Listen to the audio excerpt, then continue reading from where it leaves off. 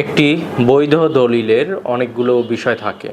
প্রথমেই দলিল নাম্বার থাকবে, যেটি দলিলের উপরের দিকে ডান দিকে উপরে ডান দিকের কোণায় লেখা থাকবে। এরপর দলিলে দাতা গ্রহীতার নাম, ঠিকানা সহ লেখা থাকবে এবং তাদের স্বাক্ষর থাকবে। এর পরবর্তীতে আরেকটি বিষয় থাকবে, সেটি হচ্ছে দলিলে সেখানে সিল, স্বাক্ষর, সাব রেজিস্ট্রার স্বাক্ষর, নোটারি করা থাকবে। এই বিষয়গুলো উল্লেখ থাকবে। পাশাপাশি দলিলে জমির পরিমাণ, জমির মূল্য এবং জমির বিস্তারিত বিবরণ উল্লেখ থাকতে হবে। যেমন দলিলটি কোন মৌজায়, দলিলের জমিটি কোন মৌজায় অবস্থিত, সেই মৌজা, উপজেলা, জেলা, সাব রেজিস্ট্রি, এই বিষয়গুলো কিন্তু দলিলে উল্লেখ থাকবে। দলিলটির সেই সময়ের যে মূল্য, সর্বোচ্চ মূল্যটা বা বাজার মূল্য যেটা, সেই বাজার মূল্য কিন্তু দলিলে উল্লেখ থাকতে হবে।